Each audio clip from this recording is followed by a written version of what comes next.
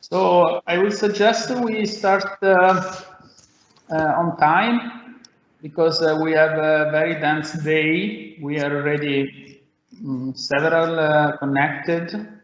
So I will pass the floor to my colleague and friend, I would say Lorenzo Bartaletti from Scuola Normale, to give a first introduction. Then Thank you, Calogero. Just a few words to welcome you also on behalf of the Scuola Normale Superiore di Pisa. I'm very happy to be here. Thank you very much for your participation. And this is the second EELISA Disciplinary Broadening Workshop. We should remember this, because I would like to thank you to thank our colleagues from Istanbul Technical University, because they were the pioneers of this workshop. They are the first organizer of the first workshop dedicated to cities and communities. So thank you very much for the suggestion and the other for the organization of this second workshop. This second workshop is dedicated at sensing science and the technology. And as you know, the workshop, EELISA Disciplinary Broadening Workshop, aim at identify educational needs suitable to enrich the skill set for the engineering of the future, and vice versa. And this topic, sensing science and technology, is particularly rich and promising in this direction, because combining training and research. So the trip that we will do today is from sensor to biological senses, so perception at a level of biological senses, to sensibility. Today we lack a part dedicated to humanities, but we will have, I think, and I hope, time in the future for a moment dedicated to the humanities contribution to the study of this topic. So I finish here, and I wish you all good work, and I pass the floor to Professor Calogero for a proper introduction to the workshop of today. Thank you very much to everyone. Thank you, Lorenzo. It's a pleasure to work together. Let me welcome also our Prorector for International Affairs, Professor Andrea Mina, that is the scientific responsible for the world project at Scuola Sant'Anna. Andrea, if you want to spend a few welcome words in addition to Lorenzo, and then I will continue with the formal introduction to the workshop. Good morning. Thank you, Calogero. You're too kind, and thank you very much to Lorenzo. I also welcome you to what looks like a really exciting day of conversation, discussions. One of the many ways in which the EELISA project is enriching our understanding of the research we do in several different disciplines, in cognate disciplines, in different disciplines, in an attempt to cross-fertilize ideas and improve our research and perhaps our teaching and further opportunities for collaboration. So I very much look forward to the continuation of the day. Back to you, Calogero. Thank you, Andrea, very much. And so now let's go deep in the topic of today. As you know, the workshop is framed in the context of the Disciplinary Broadening Work Package of EELISA, which has as an objective to create pathways that merge different competencies in order to face contemporary challenges. We are inspired to the concept of Renaissance engineering, and the way this is a concept which is very much in line with our academic school. We were when we were a young PhD student, we were educated by the founder of our academic school, Professor Paolo Dario, that is here connected, and we thank him for being here, exactly on this concept. So the concept of Renaissance engineering, which, by the way, since we are in Tuscany, is something that is very, very relevant and pertinent. What we expect today? Today we expect to bridge research innovation and novel educational pathways in the area of sensing science and technology.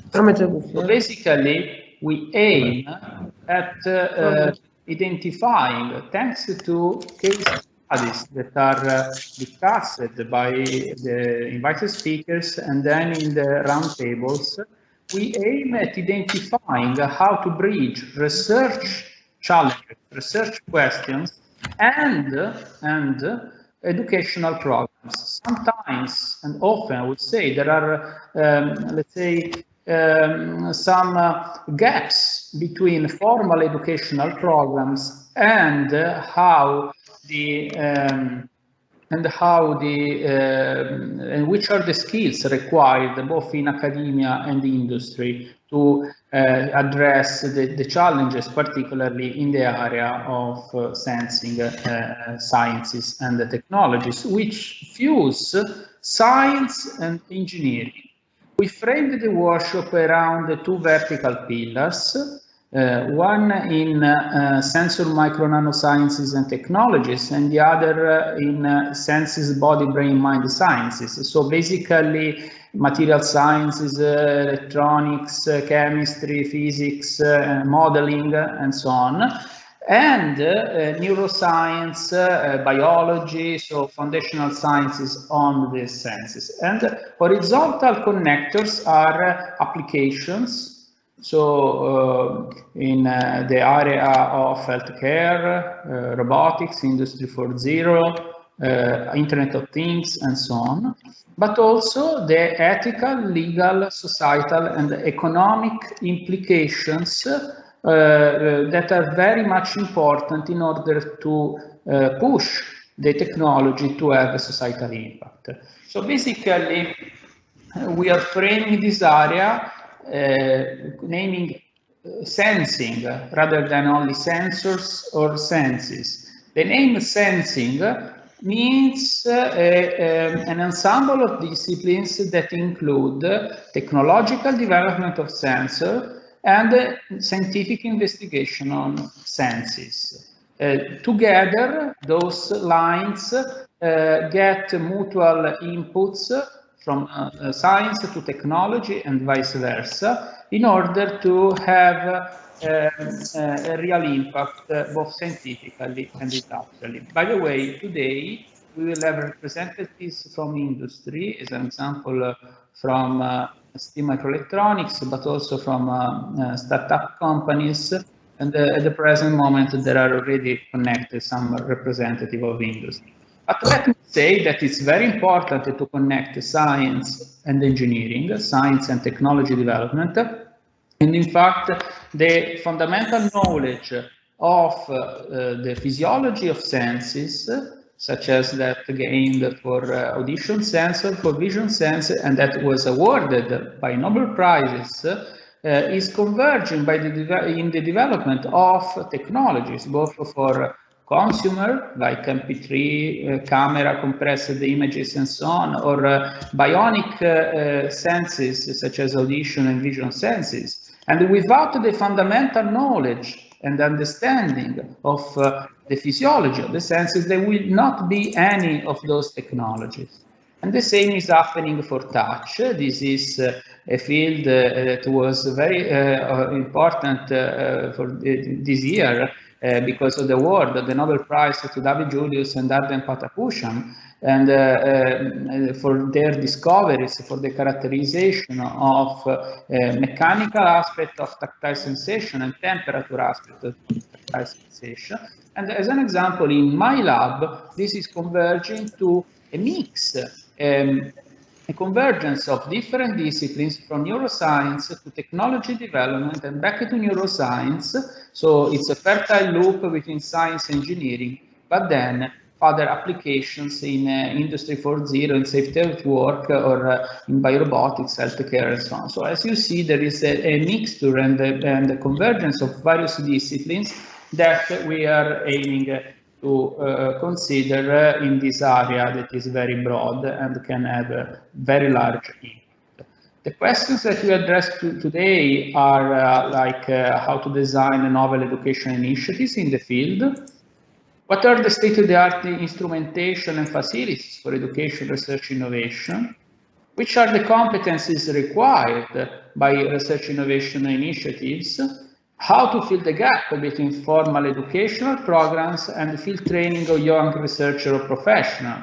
So how to design programs like master, PhD programs, and so on that could help filling this gap. And by the way, when, as an example, to introduce cross-disciplinary competencies in order to bridge different domains. If you make too early, this may be a problem because you are going to blend the competencies of a student too early in his or her career, but at a certain point, in order to address the complex challenges of today's society, it would be good in order to have a horizontal component of education. Let's see the program. It's a very dense program. After our introduction, we'll have a plenary keynote of Professor Marco Kutkowski. After that, first round of presentations about state-of-the-art and EELISA universities in the topic. And then another plenary keynote of 20 minutes of Professor Giovanni Cioni on the use of technology in early intervention in neurodevelopmental disorders. And then state-of-the-art in EELISA universities with a focus on Scuola Normale and the Scuola. After that, another keynote of Professor John Escoffier, a break, and then a roundtable in the morning. In the afternoon, we will have a focus on applications. The focus on applications will start with a keynote by Nunzio Abate from ST Microelectronics, then legal and ethical issues discussed by Professor Giovanni Comandè, and Professor Dario will discuss on how to bridge science and engineering from, let's say, study of basic sciences in the field of sensing up to societal impact. And after that, a roundtable on sensor applications and societal sciences and social sciences and humanities of senses. So now it's time. Let me thank you again, all of you, to be here. We are on time, and would like to remain on time. So it's now my great pleasure to give the field to Professor Marco Kutkowski. Let me thank particularly you, Mark, because you are connecting very late in California. Professor Kutkowski is a professor at Stanford University and a visiting professor in our university. For a Christmas period, he went back to California, and he gave the availability to connect even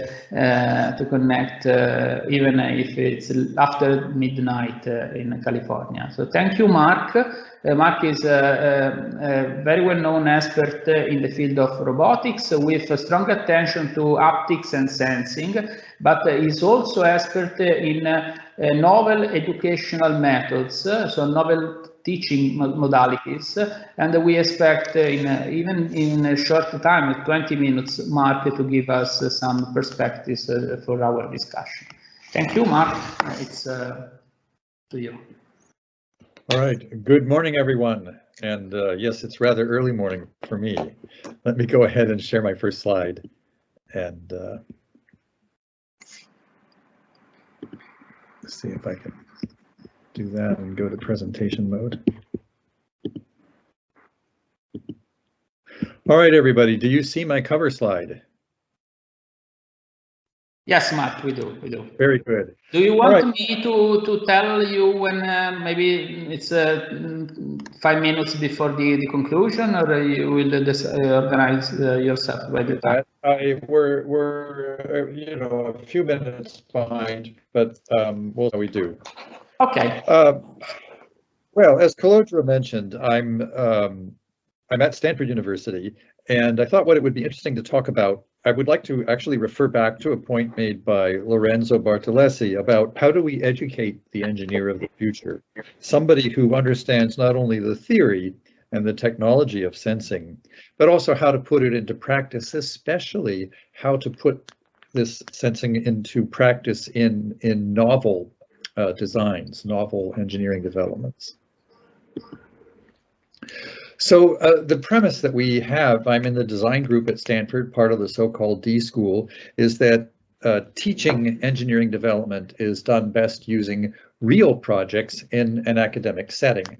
And that means we need real corporate partners. And Calogero talked about innovation in teaching. It's not exactly new, and we've been doing it for about 60 years. When it started, I think Stanford was almost the only university in America that was doing this kind of design teaching. Now it's relatively common. And what's happened over the years is that although the course that I co-teach is one of the first, this one on team-based design with corporate partners starting back around 1970, many other design project-based courses have grown up alongside in the interim. So what are we talking about? We are talking about students who are predominantly from mechanical engineering, but we also have a few from computer science, electrical engineering, management sciences, and so on. And we give them design projects because our premise is that the best way to learn how to do product innovation is to actually do it, is to do it in the context of a real project. And this involves multiple things. It involves technology. It involves also looking at the business viability of what you're proposing, learning something about the company. Why did they even propose this idea in the first place for somebody to look at? Increasingly, of course, we have to look at sustainability, at the environment, and also at the customer psychology, users, who the stakeholders are. Well, it may be debatable whether Renaissance Florence was a better hub for innovation than Silicon Valley, a point that was made in one of the slides a little while ago. I think one could argue that they actually have some interesting similarities. In any case, Silicon Valley is where I find myself. And very much we take advantage of the many startup companies that surround us and in which many of our alumni are working. So let me give you just a quick example.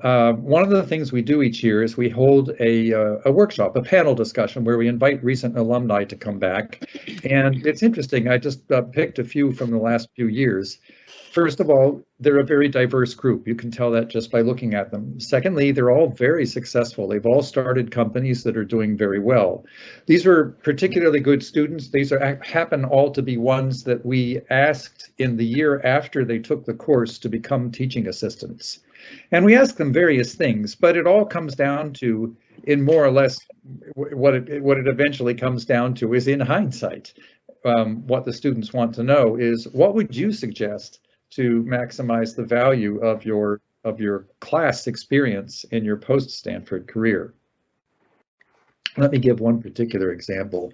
The latest of these, Alex Grubely in the upper left corner, has just started a company on robotic food preparation. It's a nice example because, first of all, a number of people have agreed that food preparation is an area that robotics is just beginning to really be able to move into and be successful in.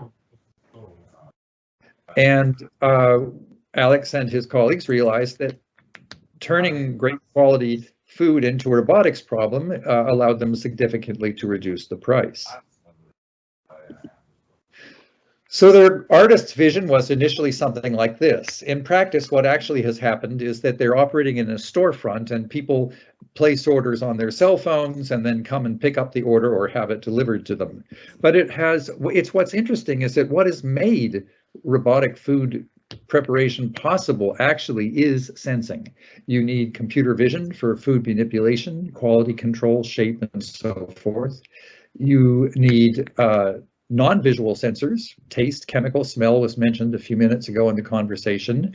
And perhaps above all, we need to very carefully monitor the cooking process, whether things are under, overcooked, and what is the interior temperature. So it's a nice example. And so the question is, how do we educate students to be able to do what Alex has just done? One of the first things to understand is that we are not going to be able to anticipate every kind of sensing requirement that he will have. So part of what we need to teach him how to do is to learn how to discover what kinds of sensors are available and who he can talk to using the rich resource of Silicon Valley in order to learn whatever he needs. So what's a typical project like? Well, I will give an example in a few minutes, but just to summarize, we very much take advantage of Silicon Valley. And one of the things we really want to inculcate in the students is that you need to learn how to go essentially wherever the design wants to go. Let me give a quick example. Suppose a student team is working on a new project and it appears that one of the ways to sense or measure something that they ought to use might be to use ultraviolet optics.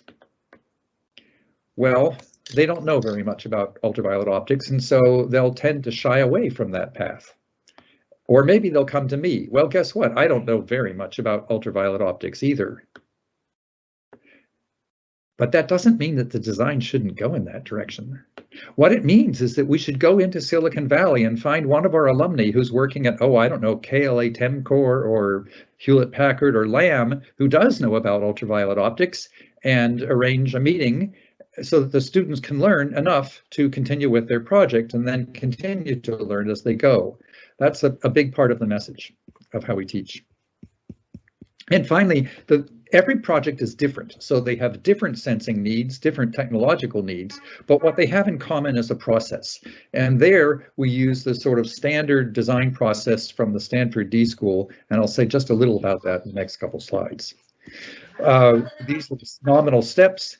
You first need to empathize with your potential users to really understand what they need. You start to define the project. You build prototypes, not to inform others what you're doing, but to inform yourself about the answers to questions, and you cycle through that repeatedly. ¿Me hablas, cariño? I'm sorry, there was a question? No, I think it was a background noise. I muted. Okay. One of the things that the teams also need to become fluid at is sort of navigating back and forth in this design space between working on things that are very concrete to, on the other hand, exploring rather abstract questions about what do people want or what direction the design should go in. And they also go back and forth between detailed analysis versus synthesis, the creation of new ideas. So we have exercises that we take them through to discover each of these things and some tools they can use. But really the important thing is that teams that are good learn how to go rapidly back and forth among these different parts of the design, because it isn't a linear process. You don't sort of move from one, although this arrow kind of shows a nominal direction, it's not like that. You have to jump back and forth. Well, empathy is one of the most important things to start with. A lot of designs that are not successful, it's not because of failures of engineering, it's because people designed the wrong thing. And the problem is you can't go out and ask people, what do you want? They don't know what they want. You're building something new that they haven't seen, and they don't even know if they want it yet. You also can't just go out and give them a survey, because you'll get answers that basically don't give you the insights you need. What you need to do actually is go and, when you identify a potential group of people for whom your design might provide a service, you need to go watch them. You need to see what they do. You need to record them if you can, and then afterwards ask them, well, when this happens, why is it that you do that? Or what's your solution to this problem when it arises? And on the basis of those discussions, as you get people to talk about what works and doesn't work for them, Now you have a basis for understanding what a new design might be. So let me get, that sounds a little bit abstract. Let me give a very concrete example. This is still one of my favorite projects from a few years ago. Birka International was a major Southeast manufacturer of footwear, and they gave us the following prompt. And you notice, by the way, that it's quite broad. It's what opportunities are there for smart footwear in the future? Now, probably you're already starting to think about ideas. For example, if you're a runner, maybe you would like sensors in your shoes that can communicate to your cell phone by Bluetooth and tell you something about how you're running, or whatever. In fact, those products are already on the market. What the prompt is to do is to come up with something new that is not anticipated, that is not already in the emerging marketplace. So the team went out and talked to all kinds of different groups. And let me just first say a moment about the team. This was a collaboration between groups at Aalto University in Helsinki, Finland, and Stanford students. Again, a very interdisciplinary team, which in fact we found is always helpful. So in the early stages, you go through this process of, first of all, understanding the context of the company. Why is Birka coming to us with this prompt? Are they trying to sort of muscle in on the market share of Adidas, for example, or Nike? What could be different in 10 years? Also, what are different potential user groups? They could be amateur athletes, they could be people with hobbies, they could be firefighters or police officers. They could be, there's different groups, and we could think about how what smart shoes might mean. Children, the disabled people, what smart shoes might mean for these different groups. And then finally, what kinds of technology could be relevant, not right now, but if we look ahead a little bit, if we push, what kind of technology would be relevant in another 5 years? So they explored a bunch of different user groups. In fact, fashion shoes, gardening shoes, power generating shoes, and so forth. And eventually they hit upon an interesting group, which is the elderly. If you think of your own grandmother or grandfather, they often, I mean, if you're 80 or more years old, bending down to tie your shoe or adjust it properly is not an easy thing to do. So what the elderly do is they mostly wear slip-ons, and it leads to problems. I mean, how many people have seen older people with something like this? And that leads to bigger problems. Wearing easily taken on and off shoes, slip-ons, doesn't give them the ankle support they need for good balance. Balance is a critical thing, especially as you get older. In fact, another study found that 75% of people, 95% of people who'd had a hip fracture were wearing improper footwear at the time. So what could smart footwear be for the elderly? And what they came up with is this. This is the final version that was made by a custom shoemaker. And it is a shoe that you can just slip on, but which then tightens itself according to your preferences and provides you with this stability and ankle support that gives you good balance. Of course, it has sensing, and it has mechatronics, and actually quite a few. It has multiple force sensors, a position sensor, we've got a microprocessor, we've got a clever tightening design that the team developed, and the ability to communicate. What it also needs is wireless power. You don't need, the elderly are not going to put up with shoes that you have to plug in and recharge. You should just be able to put them in a shoe rack and have them recharge themselves. So this was all stuff, the point is that this is all technology that the team had to learn in detail for their design. And a lot of what we did is provide them with the resources to do that, the people to talk to, the experiments to conduct, and so forth. So their final design is allows you to touch your toes or press your heel to tighten or loosen. And finally, it worked very well. But one of the last things that we asked them to do, and we asked this of every team, is you need to learn how to tell the story of your design in a way that other people will understand it. Otherwise, it isn't going to go anywhere. And so they put together a quite nice video to describe their design, and I'm going to play it now. I hope it works over Microsoft Teams.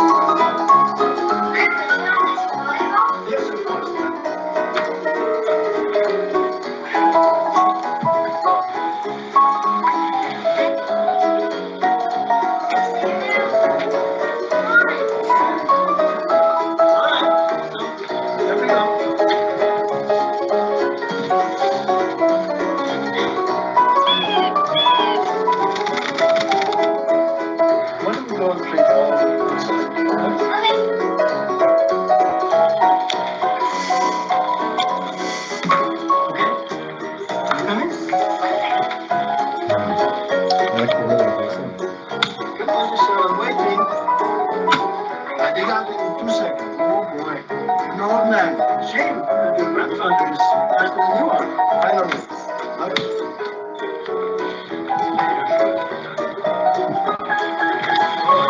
you think?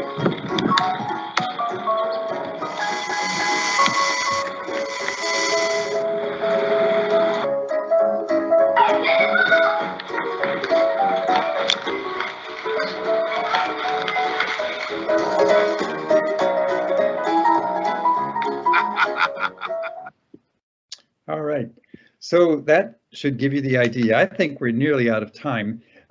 There's a lot more I could say, but I won't. I will instead refer you. If you want to learn a little more, you can go to the D-School online library. There's a couple of books on kind of the design process we go to.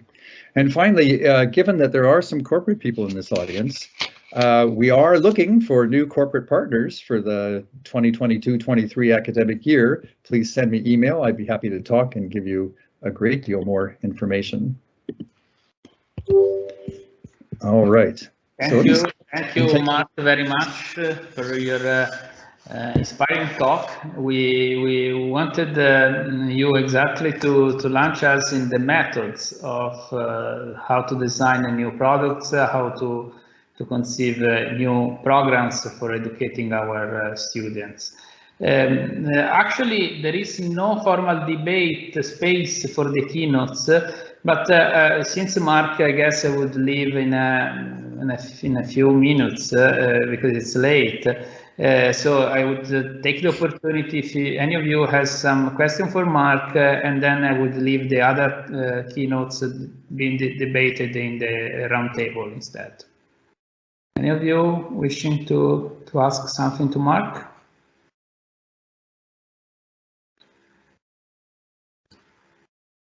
If not, I have, but a very quick question, but I would leave it to you. May I have a question? Yeah. Yes, please. Mark, thanks a lot for your presentation. I was one of the questions I had is about the interdisciplinary group that you mentioned. So the importance of the interdisciplinarity in a research group. Can you tell us which challenges you faced and what's the way to make people speaking, how to say, different languages talk to each other, maybe based on these experiences? Well, so first of all, you mentioned an interdisciplinary research group, and it so happens I have that too. I do a lot of research collaborations with biologists and other people in other specialty, material science, computer science. It takes a while to learn the language and to kind of learn what the norms are, for example, for publication and for what's considered acceptable and so on. It just takes time. Now, what I was just talking about was the importance of an interdisciplinary group in a design team for a student design project. And there we find that, yes, when we put together groups that are diverse, that have, for example, a computer scientist as well as some mechanical engineers, we get better outcomes. They also work harder. They work harder at the beginning to understand each other and understand what each person really can contribute to that team. And we also spend some time mediating. It doesn't always go smoothly. Teams can get stuck. They can become almost like dysfunctional families, and we have to mediate and get them on track again and understand that what she's criticizing, she's not criticizing you, she's criticizing the idea that you gave yesterday. Yeah, it just takes attention.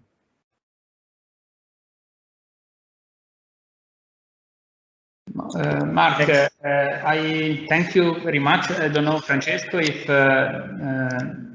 it's okay. So thank you again. Unfortunately, we have, by the way, you stayed perfectly on time. Thank you for being with us. If you are welcome to stay for the continuation of the workshop, but we will understand if at a certain point you will decide to leave.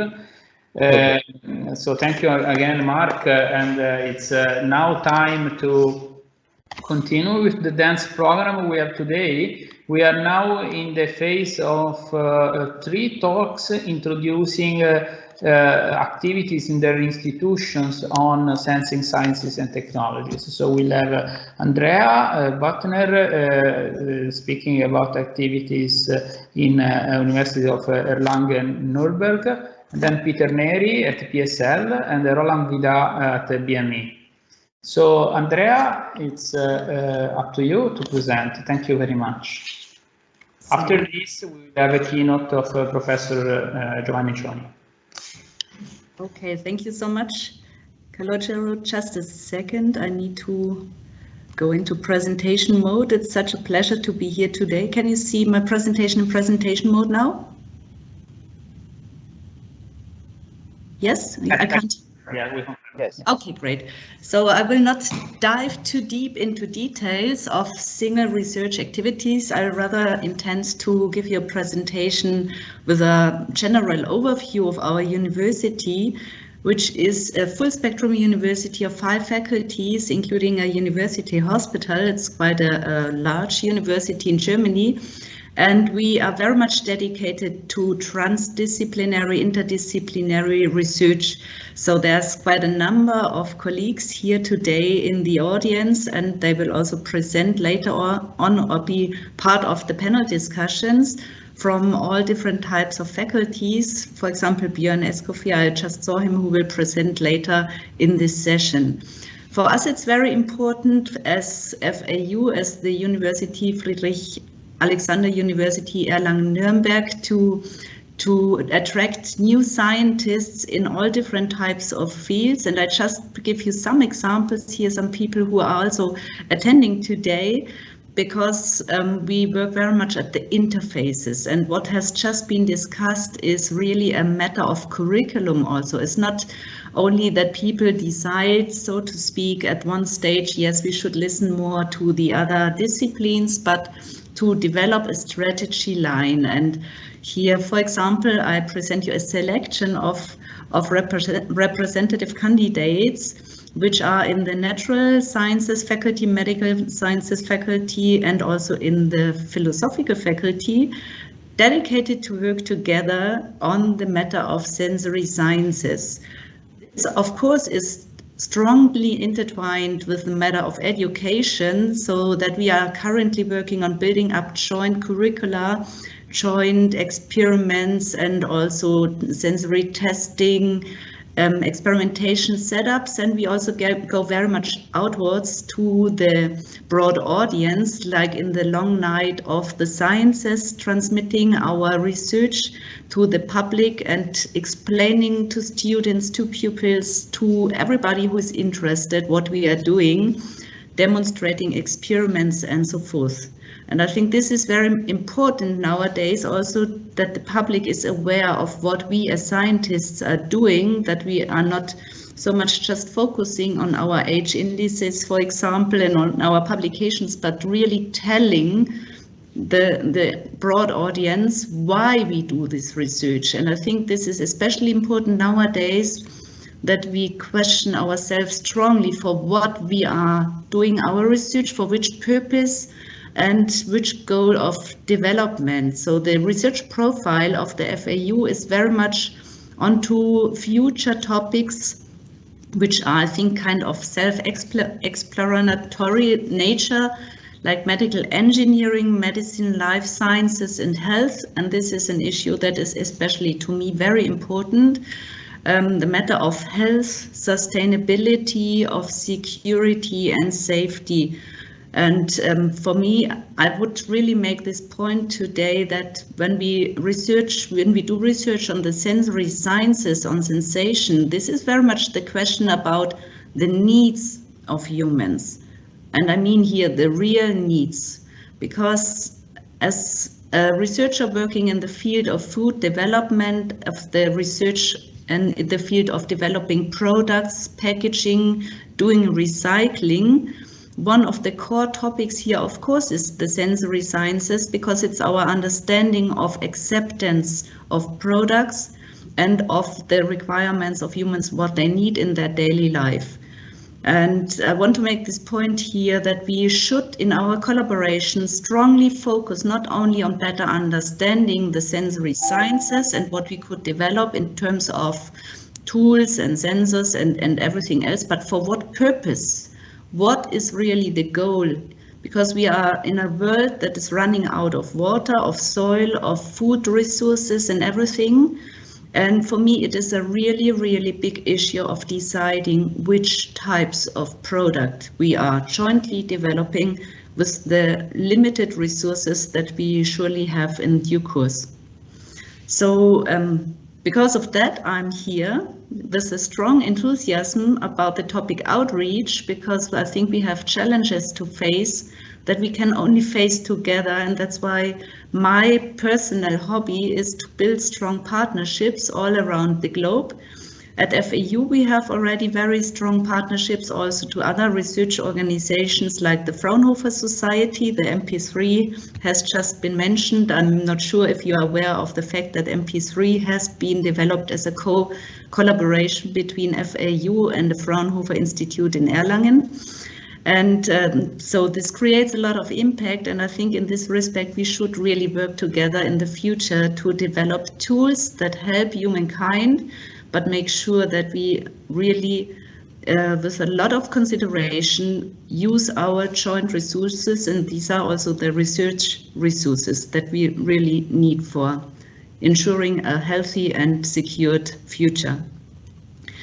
Coming quickly to the sensory sciences at FAU, we understood, or our understanding is that all the different types of disciplines need to strongly work together, because sensory perception is very complex, of course, works at the interfaces between humans and their environment.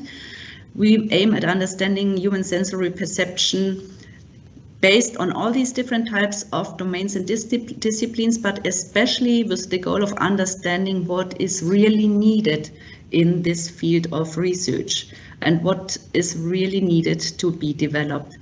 Just a quick glance at our faculties. So really this goes into all different types of faculties: humanities, social sciences, theology, then the Faculty of Sciences, the Faculty of Medicine, the Faculty of Business, Economics and Law, and the Faculty of Engineering are all involved with strong activities in the research field of sensory sciences. Björn will later on for sure give some examples on movement research, and then there's also people here, all the colleagues will surely address psychology of health and perception, interhuman communication, and also the exploration of novel active substances, stimuli, which is of course strongly related to topics like mathematic modeling, artificial intelligence, and also the topic of behavioral biology and neurosciences. And from all these fields, we are bringing together the experts to better understand us as humans and to transfer this knowledge into science and technology. So to make sense of sensation, perception and behavioral response, how we as humans react to our environment, we bring together the different types of disciplines, studying the mechanisms, discovering stimuli, novel substances, for example, to better understand what drives our sensation.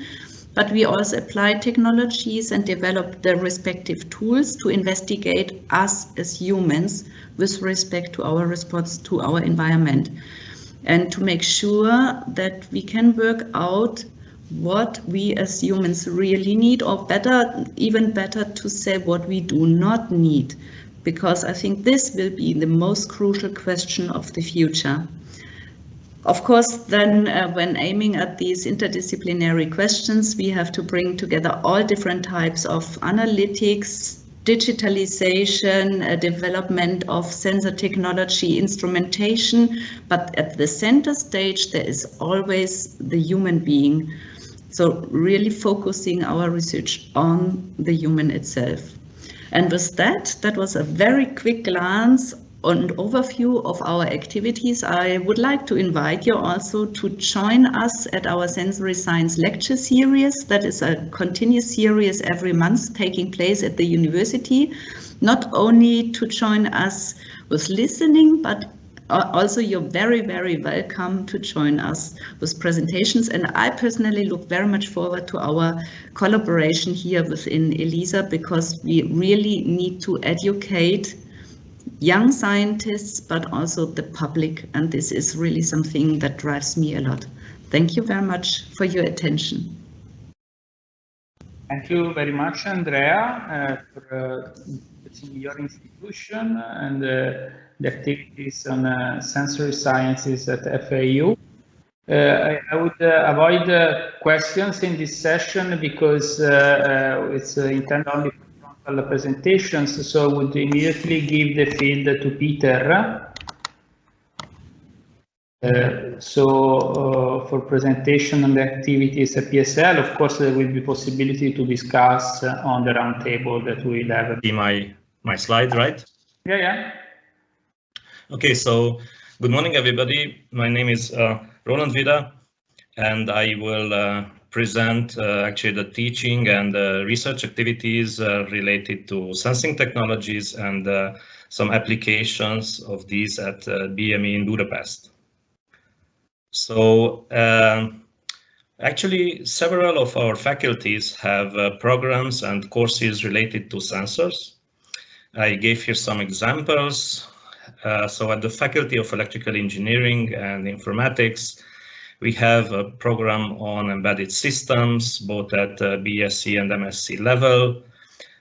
We also have a specialization on applied sensor technologies, and also one on smart cities, with several courses on sensors, biosensors, nanosensors, sensor networks and applications.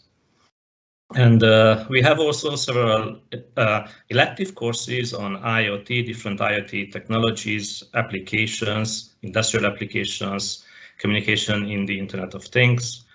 And on the right side of the slide, you can see also that we have a student contest for running for 6 or 7 years now about IoT, which was recently extended with an AI component. So applications of IoT involving AI technology as well. And at the bottom, you can see a picture with the winners of this year's contest with all the masks on. So at the Faculty of Mechanical Engineering as well, we have a program on mechatronics, BSc and MSc level, so with courses on sensor technology, biomechatronics, optomechatronics.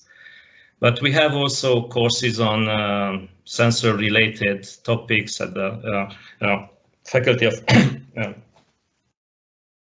Chemical Engineering and Civil Engineering as well. Sorry about that. So in the next slide, I will project some examples, some highlights of some projects that we have on sensor-related activities. So first is about Hsn Lab. So this is a research lab that I lead for 4 years now, where we do research on wireless sensor networks for more than 15 years now. Topics such as multi-hop communication, sleep scheduling, or energy efficiency, but also on topics like sensor radio, sensor data fusion, crowd sensing, or several IoT applications. So on the right-hand side, you see here a recent paper that we published a few days ago in IEEE Sensors Journal. This is about machine learning based solution for bird sound recognition in vineyard, so protecting the vineyard from birds attacking them and eating the grapes. So actually the main idea here is that the audio sensors that are deployed in the field have very few resources, so they can do just a very basic sound recognition. If they think this might be a bird sound, and the raw data is then sent up to the cloud, and then it is analyzed there in real time. And then if it is indeed an attack from the Starlinks, then an action will be required in real time. Another project that we did together with Ericsson is a smart squash application with sensors that are embedded in the rackets, but also on the court. So we have audio sensors and cameras also deployed in the court. And so this was actually really deployed and used by athletes and kids for fun and for training as well. So what you can see at the bottom is a picture of a player trying to hit the projected bricks on the main wall of the court. And actually, when the ball touches the wall, the sensors will detect this. The raw sensor data is actually sent again up to the cloud, where it is analyzed in real time. They will calculate the position of the ball where it hit the wall, and then feedback will be sent to the projector, which will then project the bricks exploding there. So this obviously should be done in real time, so that players have the feeling of the play really in real time. And on the right hand side, you can see also a smart football with sensors that we also did together with Ericsson. Another example is that of chemical nanosensors research group, where they work on developing chemical sensors and biosensors based on nanostructures for diagnostics tests. So they specifically target chemically modified sensors. They do virus counting, but they also work on wearable sensors based on sweat analysis. And so the last few examples are from the Department of Mechatronics. The first one is an optical sensor fusion for detecting and identifying drones based on fusion of data from optical, radio, and radar sensors. And then the last example is for non-contact testing of car window sealing with optical sensor system mounted on a cobot and with sensor matrix comprised of laser scanners and cameras.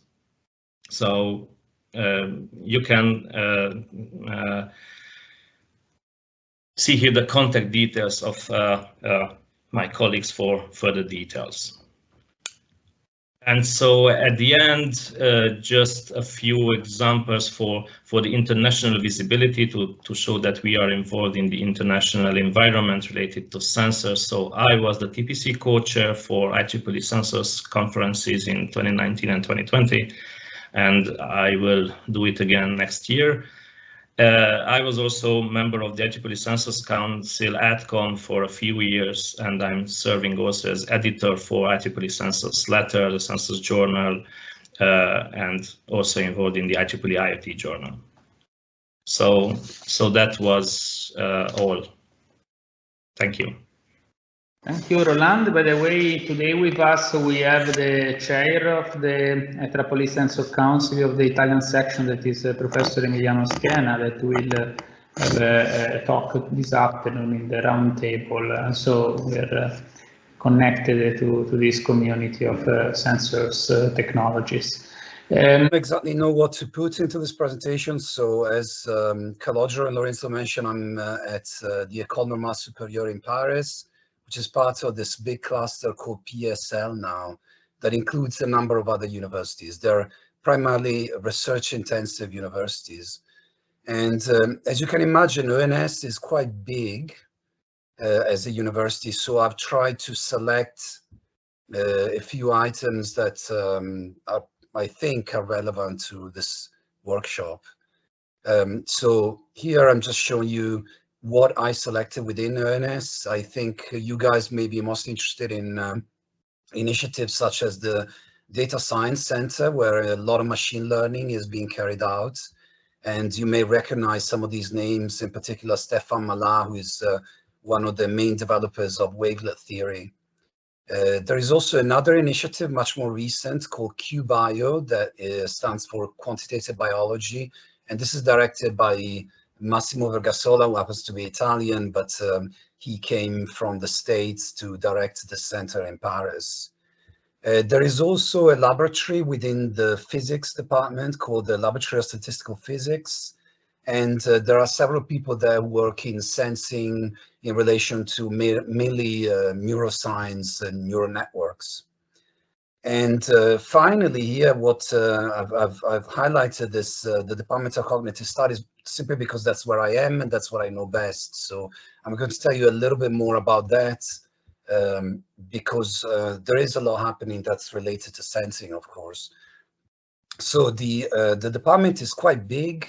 We do a lot of different things, and of course I have no time to cover them all, ranging from philosophy to engineering and so on. So I've decided to perhaps highlight to you the presence of these two labs that are particularly relevant to neuroscience within the context of sensation. And one is called LNC2. They chose this weird squared acronym. The French, by the way, love acronyms, so you'll see a lot of those in these slides. Here are all the different teams that compose that. So some of you may be interested in network dynamics and computations, and there is also cognition happening and human reinforcement learning and so on. The other lab that I was going to mention, once again, simply because it's my lab, so it's easier for me to focus on that, is the Laboratory of Perceptual Systems. And that's composed of two teams, and I'm the head of the vision team. So primarily we do visual processing and auditory processing in humans. In this lab, this is just an overview of the kind of size of the lab. The audition team is slightly bigger than the vision team. And now I'm just going to give you a few examples of things we do. There are many things that have been done in the lab, some I'm not even aware of. It's actually this kind of size for our lab is small for French standards. So at least in Paris, this is actually a very small lab that we belong to.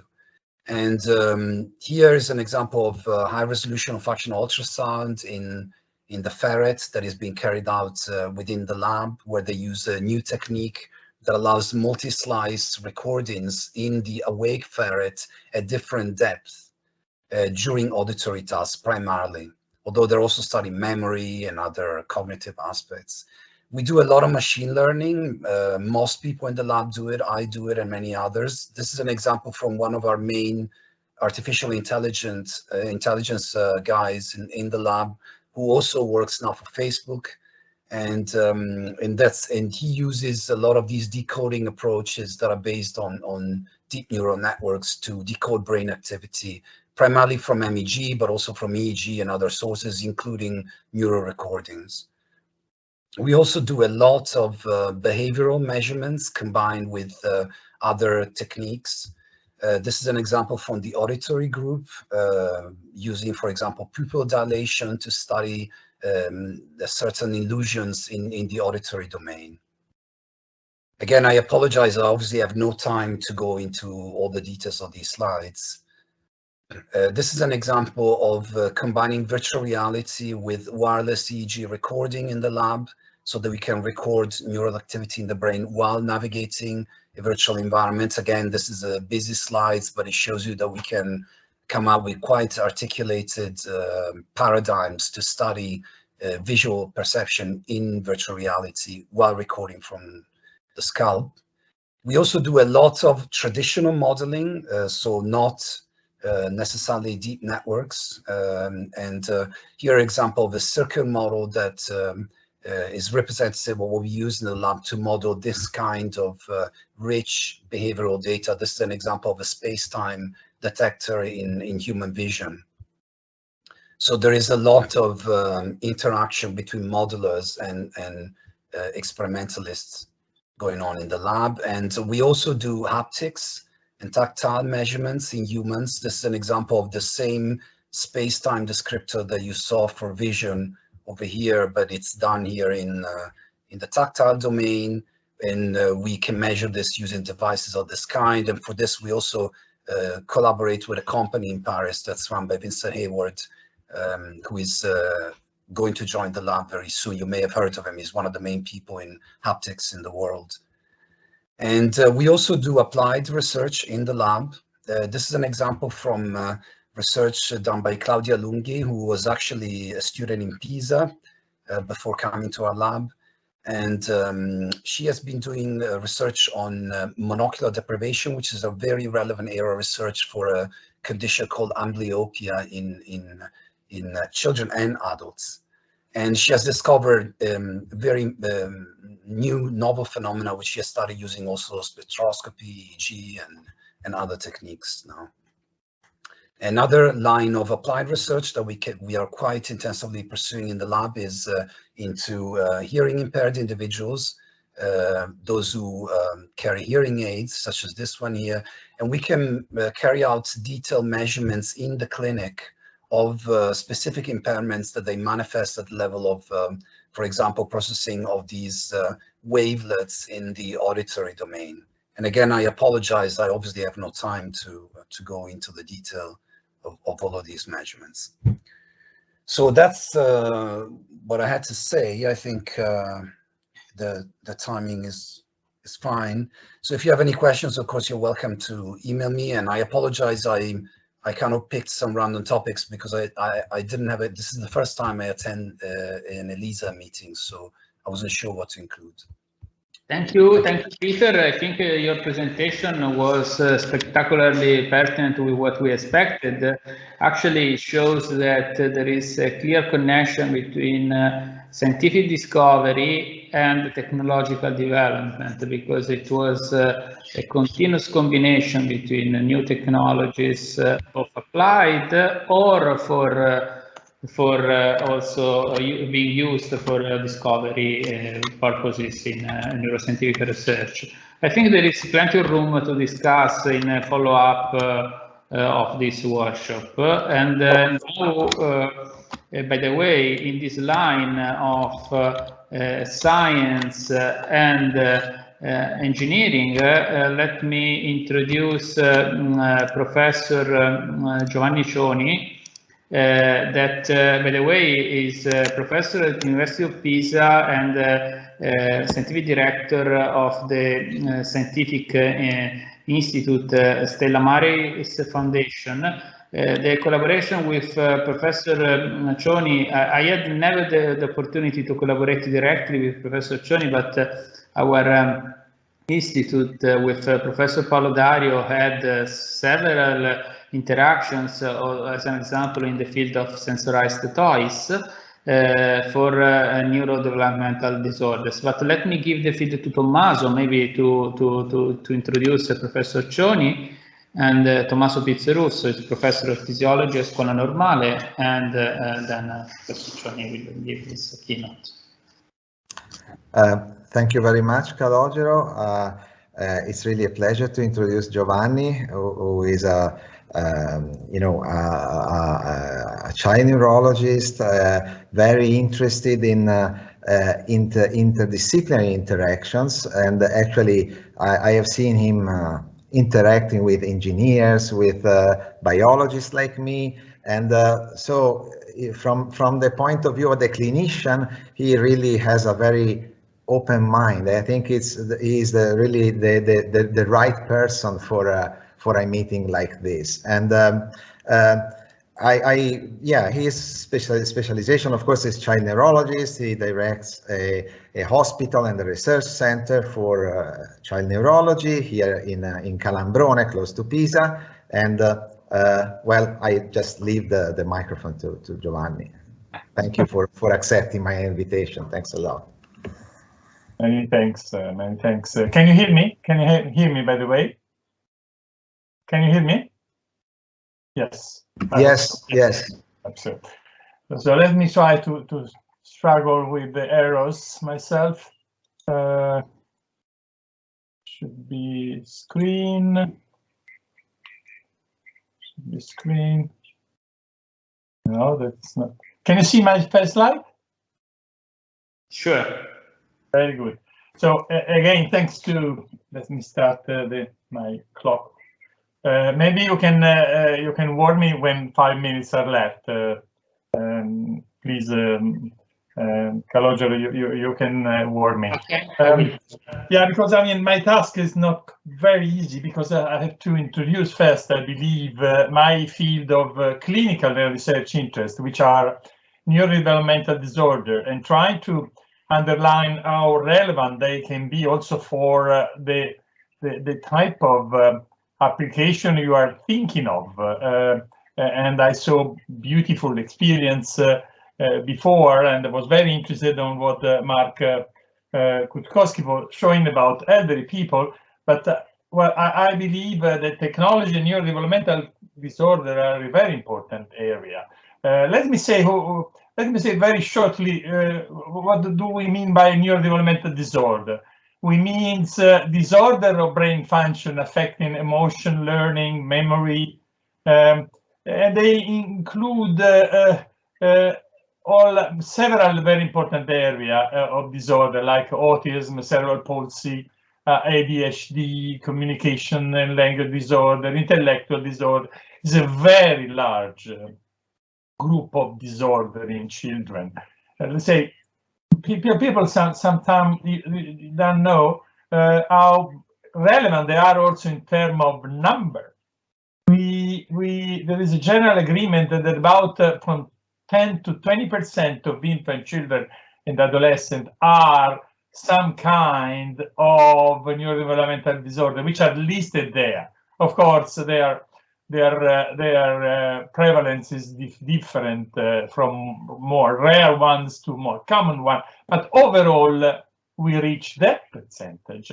And for some of them, diagnosis can be done in the very first months of life, and some other they're appearing later, although their causes are congenital. And there is a growing prevalence in our country in the last decade of this disorder for several reasons that I don't have time now to underline, but there is a strong evidence about that.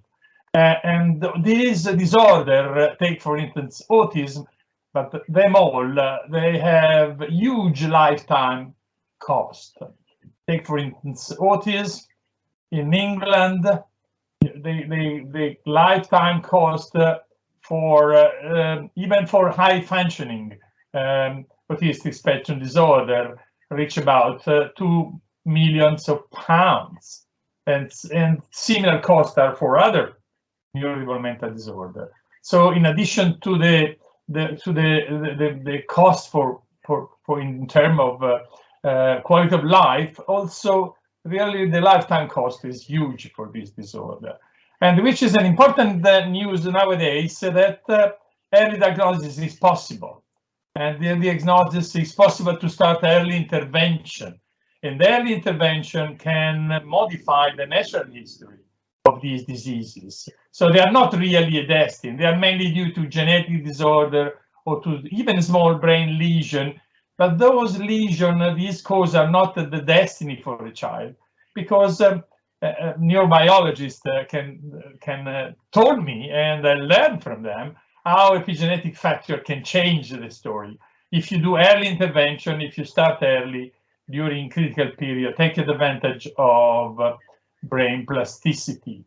But early intervention need to be according to a very important role, very important features that might be personalized, tailored for each infant, multi-axial, based on the family, challenging and intensive. So it's difficult on one hand, and it's very costly on the other hand. So the question I'm going to elaborate a bit with you is how technology can be of help in this very relevant topic for child, family, society. Well, my personal idea is, of course, technology can help, and I will try in the next 15 minutes left to to give some evidence about my strong feeling, which is also represented by this editorial, which was published recently, underline the soul of this meeting in terms of sensory technology and device development can support neurorehabilitation. Also offering the opportunity to measure, assess, and rehabilitate for children. And also the concept of perception and action is a very relevant one, which already is also fitting with the ideas of this interesting meeting. And of course, the use of technology has been object of media, especially in recent time in the COVID period, and there are many use, many devices applied nowadays for in the way of communication, from low tech to high tech. Different tools are used nowadays in telemedicine, and the technology use for children is include the fitness wearable applied in small kids for several aims, or things already commercial, applied even in very small kids, as in this kaleidoscope of things offered already by the market, and for many use, from picking up the time when diapers need to be changed by message tweet on your iPhone, or measuring temperature, or just getting signal when the child is crying. Another, I know if you have kids, you have been using at least this tool, which is in all rooms of a kid nowadays, more or less. But it can be also used now in medicine for neurodevelopmental disorder. There are already applications of app, for instance, to record how the child is moving in order to have material to discuss with the neurologist in order to pick up movement disorder, or other intellectual disorder in small kids expressed in how they do move, and even movement taken from up and then analyzed by means of programs which can have quantitative measures of those movements, or using smart jumpsuit to pick up again the movement of the child, and quantitative and quality of abnormality by automatic tracking, or using other type of sensors to pick up trunk posture and arm movements with several sensors. That's come from the experience we had together with Paolo Dario and Sant'Anna, with the help of groups in Slovenia of bioengineering, and you can monitor also movement, facial movement, and movement of the mouth in order to pick up dyspraxia, dyspraxic movement, which are very important for speech, and they can be applied by in research program. This automatic detection, as in this experience, a project prompt in our department, but also to analyze interaction, which is very important for parents. The mother-infant interaction can be detected by means of sensorization of various types. Like in the experience here of our group, the group we are collaborating with in Paris, l'Institut des Systèmes Intelligents in Paris, and l'Hôpital de la Salpêtrière, where they are describing the mother-infant interaction by means of vision computing, audio and speech turning computing, video audio recording, so all this type of sensorization and analysis with artificial intelligence models the interaction between mother and infant at risk because of terrible epilepsy, which are putting to risk the development of their relationship with the environment, and then secondary autistic features. Well, what we believe are also very important is the use of ICT to displace, to move at home many of the activity for intervention, but also for diagnosis, which a lot of advantage for family and for the society, which are listed there. But for the question is how to do that technologically. So I would like, among some experience in the literature, I would like to spend a few minutes referring to an experience we are having with Istituto Sant'Anna, already mentioned by Calogero and Paolo Dario, which now is lasting, Paolo, I think it's lasting more or less 10 years of relationship. And one of the main point of this relation with the research around care toy, around toys, which are the heart of home rehabilitation technological solution. And the main product of our interaction has been care toy experience, and care toy experience, which has started with founded by Regione Toscana, and then a framework of a European project together with a multidisciplinary and multinational team. That is the care toy, which was a gym used at home by family and children. But I could explain the different modules in this gym for vision, posture on the mat, sensorized mat, and also and toys, sensorized toys. Well, actually, in this gym there were hundreds of sensors touching the point of this meeting.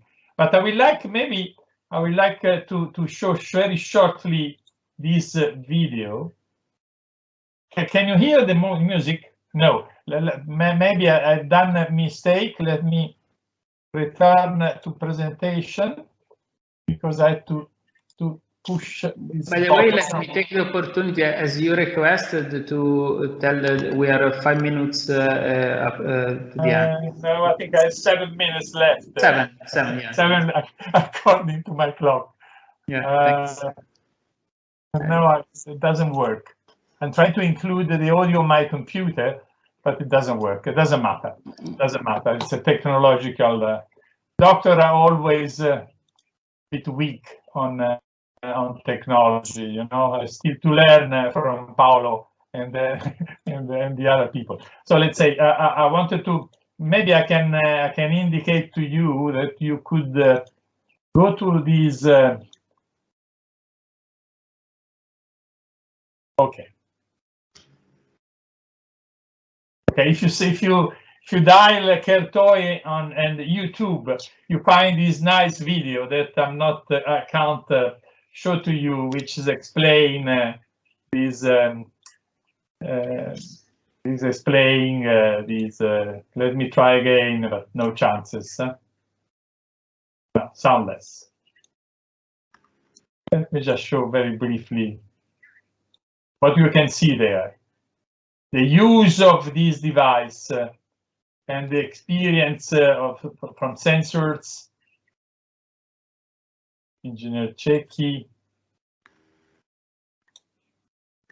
And the different sensory to get information from.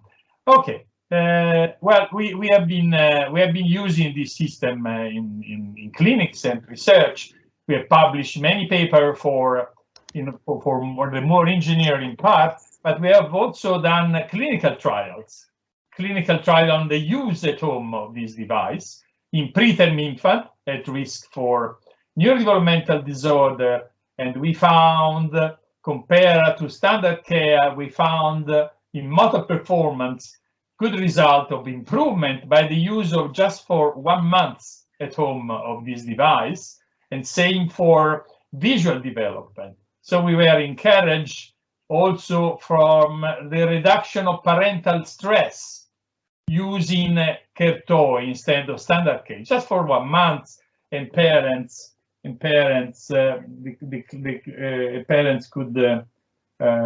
could show less stress by the use of that. And then we have applied to children with Down syndrome. We have applied to children with brain lesion, congenital brain lesion, and developing a cerebral palsy later, a TRIS4, and we tested the feasibility and how parents appreciate also in this exceptional conditional risk, how they accepted the use of this technology. And we also had improvement in motor function thanks to this use. So really, this type of technology is according to the basic feature which are said by the literature on providing individualized, multi-axis, family-centered, telemonitored intensive. So it is a very promising approach that we are following now in a new European project together with the friends of Sant'Anna and friends from France, Germany, and Turkey, and a small enterprise, which is called Tech Toys, in which we also use artificial intelligence analysis on all those signals detected by our new toys. So we have. I would like to underline the concept of neurodevelopmental engineering, and maybe Paolo Dario will also mention that. I hope, because we think it's a good words to indicate our joint effort to design by the expertise on developmental neuroscience and the expertise by bioengineering, creating a laboratory for improving new protocol for early diagnosis and early intervention. And let me go to demonstrate that there is an increase in literature on early intervention. There is an increase in literature on technology for early intervention in children. And there is an increase in literature of home intervention. In COVID, as of course are underlined again how relevant this is, this approach is, COVID and lockdown. And so we believe the integration is the key words. Integration of different knowledge, integration of technology. The concept of human digitome is nowadays approaching, bringing together patient report, digital capture, personalized medicine is close, can be closed. So we can use technology to fill in a bit the gap between potentiality and clinical practice. I'm at the end, the last words. Technology do not represent a risk for early intervention, but a tool to create a new advanced bridge between family and clinician. Let me just show the last slide to thank all the people from, especially from the Innovate lab of my department, a lab that we could create in our department, in our institute, thanks to the collaboration with, especially with the Biorobotic Institute of Professor Dario. Okay, that's it. I think 19 minutes. Yeah, it was exactly on time. Thank you very much. Thank you very much because your talk was inspirational in bridging from neuroscience to technology, and it will bring to the floor, I would say, at least a couple of topics. One topic is also data protection aspects. let me remark that Professor Giovanni Comandè in the afternoon will talk about aspects related to data protection and privacy that are very important in order to bring those innovations towards a clinical practice and true impact. Another topic that brings to the floor your talk is multidisciplinarity in between at least neuroscience, clinical sciences, and bioengineering. And another field that will be discussed by Professor Hsn Lab later on in keynote is data science and artificial intelligence for healthcare. And so your talk introduces several aspects of data generation. The question is how we can share, integrate and share with the community and elaborate those data with algorithms that can be on the edge, can be on cloud, can be on shared repositories and so on. And I expect Professor Hsn Lab later on to give some hints on this topic. The roundtables will for sure bring additional debate. Tommaso, do you want to add some remark, maybe? Well, no, you said already everything, basically. I just want to thank again Giovanni. I think he did really, a perfect job opening many topics that will be discussed in the roundtables. So, yeah, just thanks again. Thank you. And let me remind that later in the roundtable we will have also Michela Tosetti. Michela coordinates the facility there for the 7 Tesla magnetic resonance imaging that is Imago 7. And Michela will connect during the roundtable with what Professor Cioni has discussed. But let's keep in mind that we have this facility here in Pisa that is an open facility that can be used for experiments and can be also accessed by our network. So in case of any proposal for experiments, please contact Giovanni Cioni and Michela Tosetti. We'll discuss later on. Michela, if you want to have a remark, please feel free. Welcome to everybody, and thank you, Calogero, for your introduction. Yes, I'm very happy to be here together with Stella Maris and Scuola Normale Superiore Sant'Anna. So I am here for asking for the MR scientist for the future. So I'm very happy to be here. Okay, so thank you. So now it's time to introduce Tommaso. Tommaso, in this session, there will be Tommaso Pizzorusso, that is a full professor of physiology at Scuola Normale Superiore, and after that, Ariana Menchaci, that is professor of bioengineering and also our vice rector, and they will give a brief introduction of state-of-the-art in their own institutions. Thank you, Tommaso. It's up to you.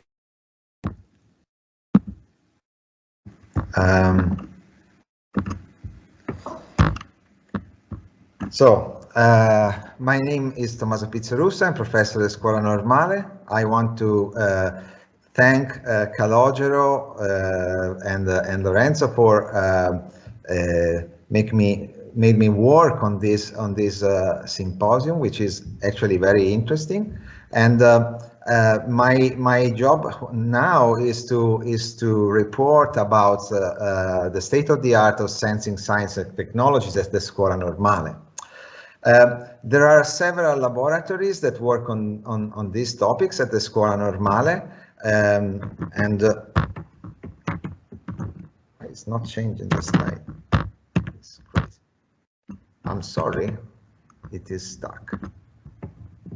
Okay, so one of these laboratories is the NEST laboratory, which is focused on nanoscience and nanotechnology. There will be in the roundtable 2 members of this lab, so I will just give a quick view on 2 examples of their work that are related to the topic of the workshop. One is the development of a fluorescent sensor for viscosity and dielectric constant that can be used in cells to reveal these properties in normal cells or in disease models, like a cell with, for instance, from progeria. And another example is the use of surface acoustic waves to develop microfluidic based biosensors with the idea of developing new diagnostics. Another laboratory which is working on these topics is the chemistry lab called Embed Lab, and in that lab they specialize on the use of SERS, surface enhanced Raman spectroscopy. That is a technique that allows single molecule detection also in aqueous solution, and this is very interesting and timely because, for instance, it can reveal viral particles in solution. Another lab, is the one that I am part of, is the biology lab, which is BioSNS. And the main focus of BioSNS is neuroscience, and the idea is to understand of the lab is to understand the processes underlying neurodegeneration, plasticity, development, but always with the idea of studying an integrated model, so the animal model. And actually we work on mice and also on fish. So we have a lot of molecular approaches that, as I said before, are always linked together to study at functional level of the whole brain. So to study at functional level of the whole brain, we need a toolbox that can analyze all the different steps. So when sensory input is received by in sensory parts of the brain, then how this information is elaborated, and then the outcome of this elaboration, like in using, for instance, behavioral techniques or functional techniques. So this is our toolbox. We have classical electrophysiology techniques like EEG, local field potential, but we can go down to the recording of single neurons, either extracellularly, or we can even go intracellularly using patch clamp to record the membrane potential. We also use a lot of imaging, and we can use wide field imaging techniques like intrinsic optical imaging, also wide field calcium imaging, that gives you an idea of how activity propagates into the different parts of the brain. But we can also zoom in, like using, for instance, two-photon microscopy on specific parts of the brain to image activity of single cells. And of course, we can also use light to stimulate cells using optogenetics. I will show now some examples of what we do, and these examples are selected based on to show that also in this field, multidisciplinarity, I think it's key for success. And I think that multidisciplinarity will be really one of the mantra of this workshop. So here you see a piece of the visual cortex of a mouse, and the mouse is visually stimulated. You see here the visual stimulus, and you see these cells that are genetically identified expressing a sensor for activity that light up when there is the visual stimulus. And so you can basically analyze how single neurons analyze a feature of the visual stimuli in the awake animal. But since we know that non-visual factors, like for instance the state of arousal, is capable of influencing brain activity, we also monitor arousal of the animal while we do these recordings. And how to monitor arousal, we use pupil size detection and measurement.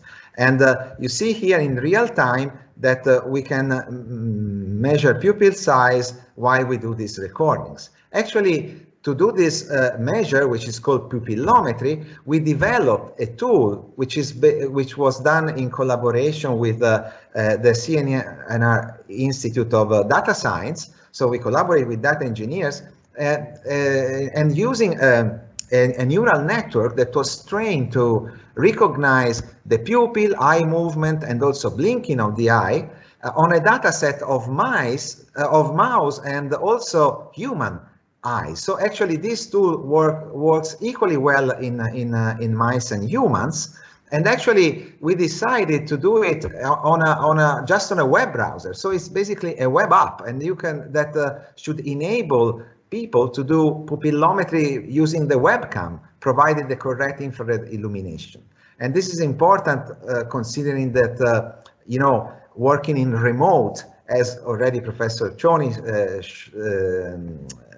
told us before, is so important.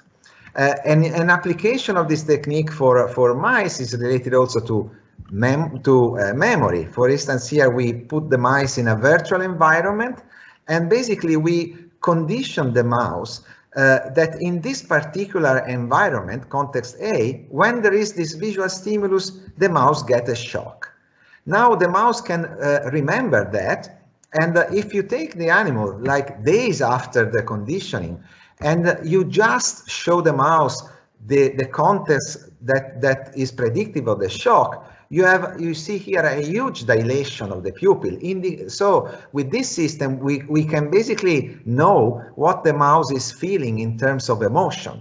And so we can, for instance, correlate in real time what neurons in different circuits do with the emotional state of the animal. And of course, this is interesting also not only for emotions, but also because pupil is also a proxy for cognitive activity, both in animal models and humans. But talking about memory, another important line in the lab is the development of molecular sensors. And in particular, in the group of Professor Cattaneo and Dr. Mainardi, they developed a sensor that enable the researcher to tag the synaptic contacts that became activated when you learn something. So here you have this neuronal dendrite with all these green spots. These represent the synapses that change their efficacy during learning. So once you tag the synapses, you can separate them from all the rest of the brain, and so you can study, for instance, with molecular techniques, what is going on there. How do they really encode this new learning? And you can apply these to models of disease, like for instance Alzheimer's disease, where obviously there is a problem with memory. Another multidisciplinary aspect that we encounter in our study is related to quantitative morphology. So we have been interested, and also the field is interested in this structure here that is called the perineuronal net, that is located in our brain and controls both neuronal survival and also plasticity. People trying to quantify and detect perineural net with, for instance, computer vision tool actually fail because of the large heterogeneity of this structure. You can see here in different parts of the brain, they really look different. So now we, again, together with the data engineering people, we basically developed a tool that is based on a neural network that learn how to recognize this perineural net, and we section an entire mouse brain, and in few minutes this tool is able to detect, quantify, and also localize this perineural net in the standard coordinates of the brain of the mouse brain atlas. So you can get you can come up with this kind of videos where you have every brain structure is outlined. There are 4 examples here, and in white you see all these perineural nets. So we could actually prepare an atlas in standard coordinates of the perineural nets.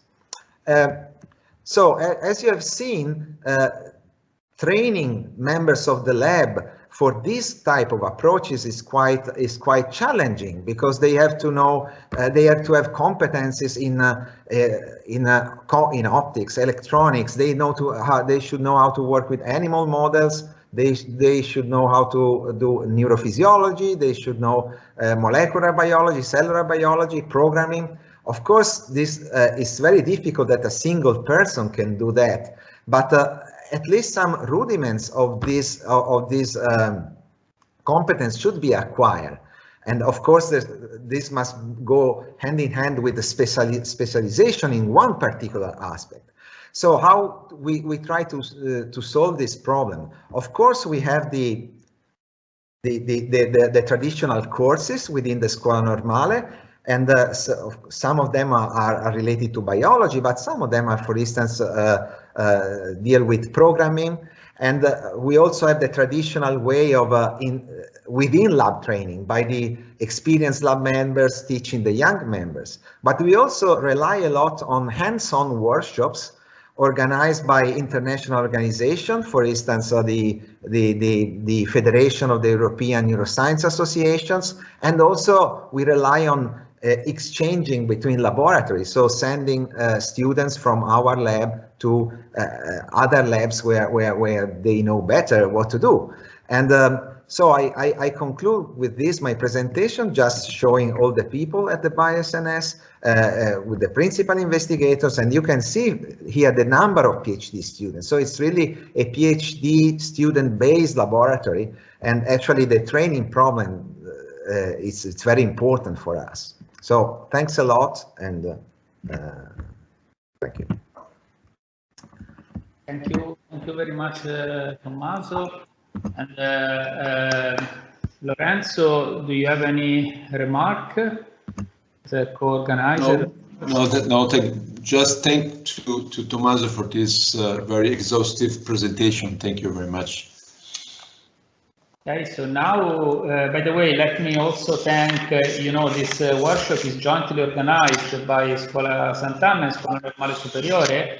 Let me thank a lot also for the support our collaborators in the framework of EELISA, that are Rossella Raso, Antonio Pradella, and Claudia Joa, that are part of the managing teams of our institutions that provide daily support in the activities of our project. And now it's time to give the field to Professor Ariana Menchaci.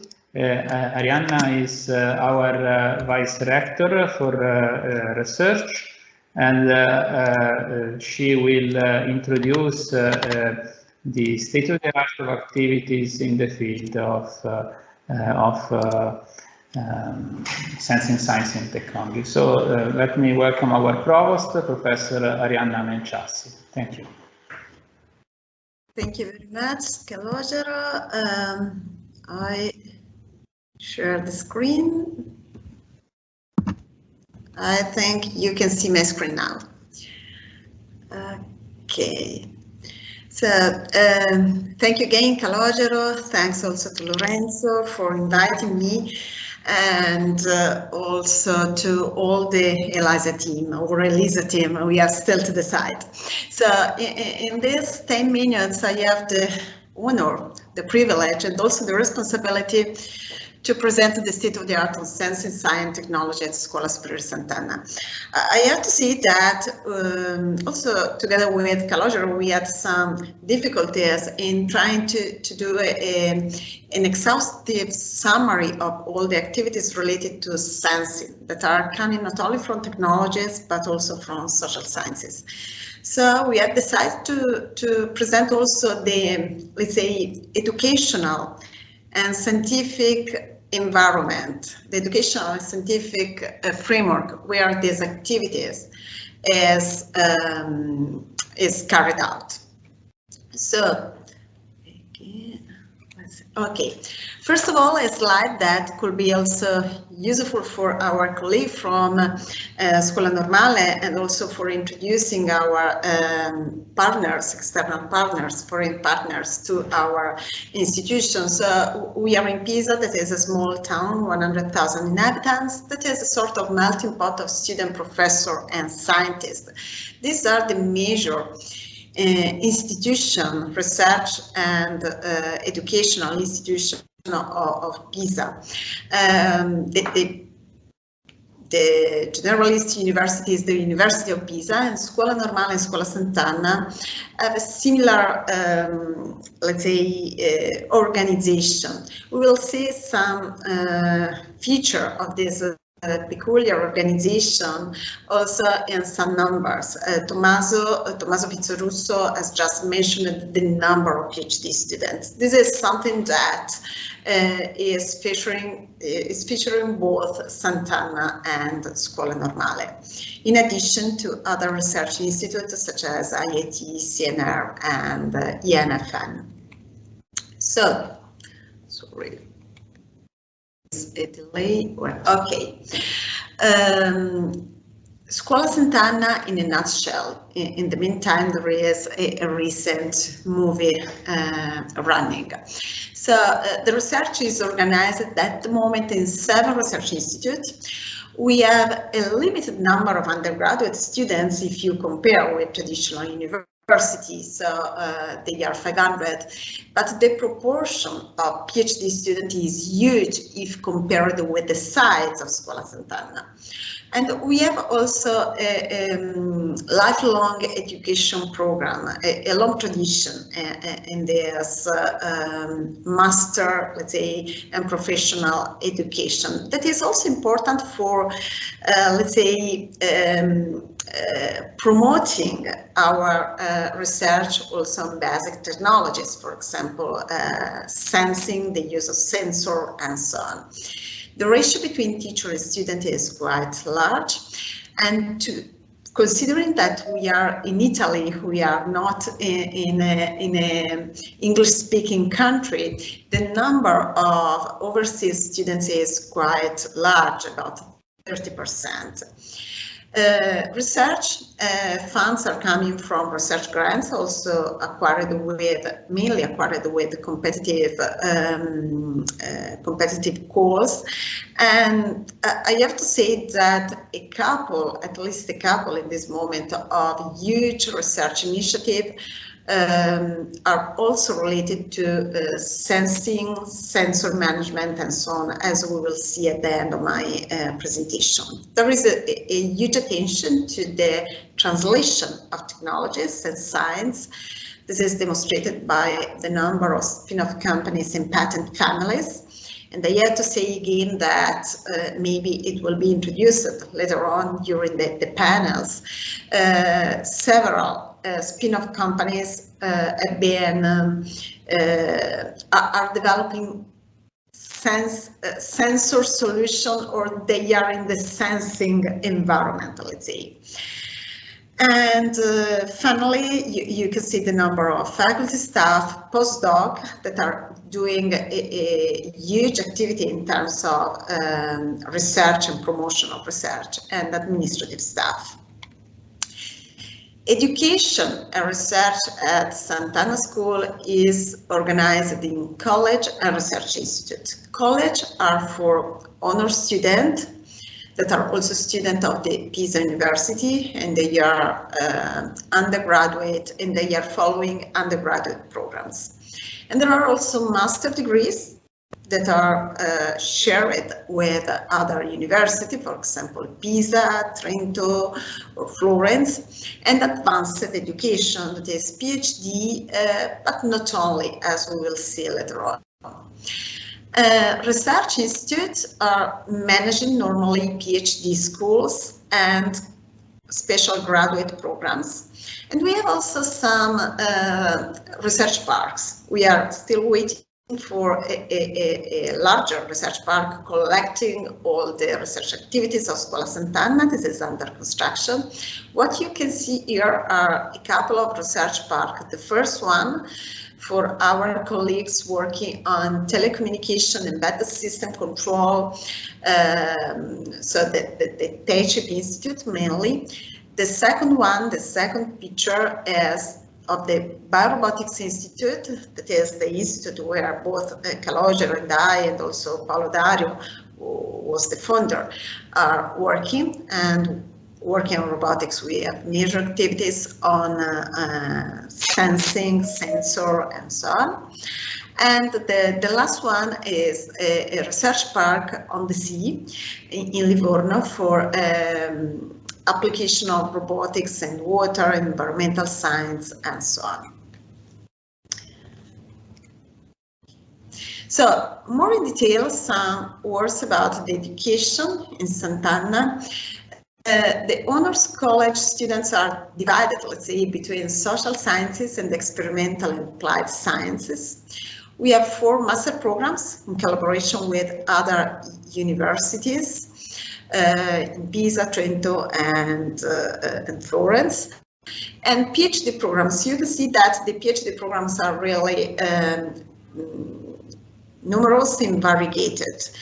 And it is not a tradition for all PhD programs in Italy and all around the world, but there are very interconnection between the different research, different PhD programs, with some courses that are, for example, offered to all the PhD students. So it is a very interdisciplinary family of PhD students and programs.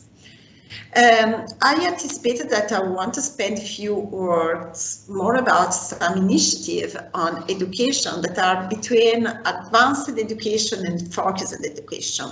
They are the seasonal schools that have been launched in the last 2 years. The period was not the best for promoting this seasonal school in consideration of the COVID, but this is a collage of the brochure of the different seasonal schools that are organized when possible, with people staying in Pisa in small number, normally 15, 20 people maximum, for students coming from Italy and from abroad, bachelor, master, and PhD student, depending on the topics, and on very interdisciplinary topics. And I have to say that what we have seen with Marco Tukowski this morning, a very fascinating presentation of the way to, let's say, promote innovation. I have to say that also in this seasonal school, the way of teaching, the way of creating ideas and promoting innovation is something that is, it is the main focus. So some of these seasonal school have touched topics related to sensor technologies, sensing, and the use of data science. That is something very important to underline. And for some seasonal school, they have been also promoted in the ELISA framework. Finally, research at Scuola Superiore Sant'Anna, as I have mentioned, it is organized in 7 institutes plus 2 departments of excellence that for people that are not Italian, they are departments launched by the Ministry of University Education based on some results in terms of science and technology. Quite recently, we have activated, we have tried to, let's say, promote interdisciplinary activities in 3 main directions: health sciences, sustainability, and data science and artificial intelligence. So for all of them, but I would say mainly more for health science and data science, artificial intelligence, sensor, sensing, and other sensor-like topics are very relevant. Okay, and let's go to the end. This is what we prepared based on the very nice inputs coming from our colleagues of Sant'Anna. we tried to organize the example of research activities on sensing, science, and technologies in the let's say in the framework of the workshop today. So we had two parallel directions: sensor application in social sciences and humanities of sensing, and two technological pillars. Let's start from the technological pillar. There are groups working on developing real sensor for and sensing technologies in the macro nano size. We have a huge experience on photonic sensor, and we have also a special facility dedicated to photonics. Experience of research and development of electromagnetic sensor and also biochemical sensor, also for agriculture science or biology and medical science. We have also a tradition of measuring signals coming from the body, from the brain, from the mind. So we have facilities and studies related to molecular biology, electrophysiology of sensory function, both autonomous and voluntary. Let's go to the parallel direction, sensor application. Sensors are pervasive, and so the application of sensor is very huge from the healthcare, both for surgery and rehabilitation prosthetics, but also for machine, for doing some tasks in robotic automation or in logistics, and for the industry and Internet of Things. And finally, last but not least, we have many interaction also with social sciences and humanities. And we have listed here with the green background some examples of activities related to intellectual property protection, economics and management of sensor technology. So we have sensor, we produce measurement, what doing with this measurement, with the owner of this, which is the ownership of this measurement. Also studies I have seen in the audience, also Professor Barbara Henry. She is the leader in the area of overcoming the post-human condition. So I think that during the discussion, she will have more time to enter detail. And finally, the link between sensor and law and data protection and privacy and ethics. We are using sensor also and sensing topics, let's say, also in innovation. These are some examples. Basically, they are robots, and for building a robot, you have to put together actuation, sensor, and control. So a robot is a functional robot if it is able to be aware of the external environment and to be aware of its body. So sensors are everywhere.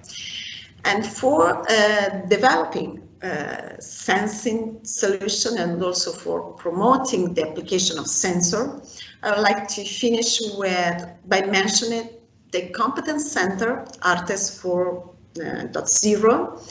That is for the exploitation of robotics in the industry and for developing advanced manufacturing solutions. This is a huge project with 7 Italian regions involved, with a partnership between companies and public entities.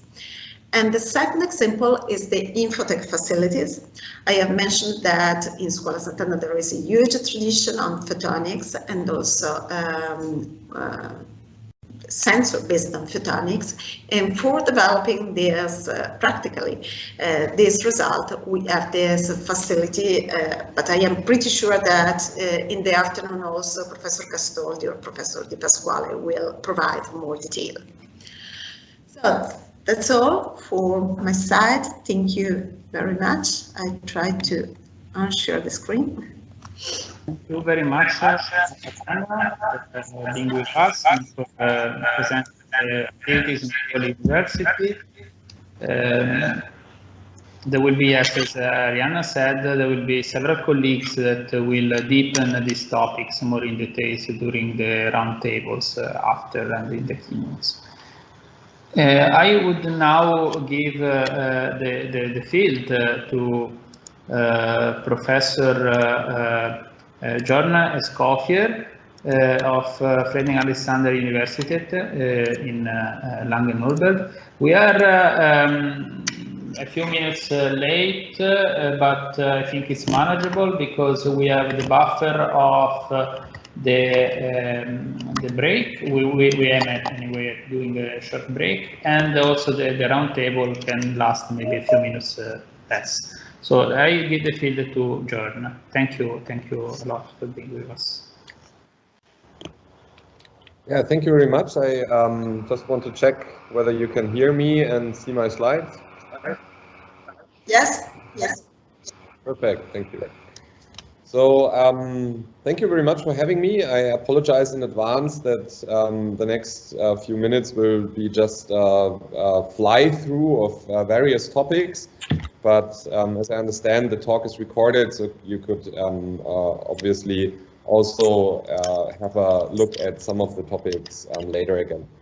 I would like to give you again a viewpoint of Friedrich-Alexander-Universität, extending the view that Andrea Büttner already gave you earlier, and focus in on a topic that is dear to me, which is healthcare and digital health solutions that are driven by artificial intelligence, machine learning, variable computing, and the Internet of Health things.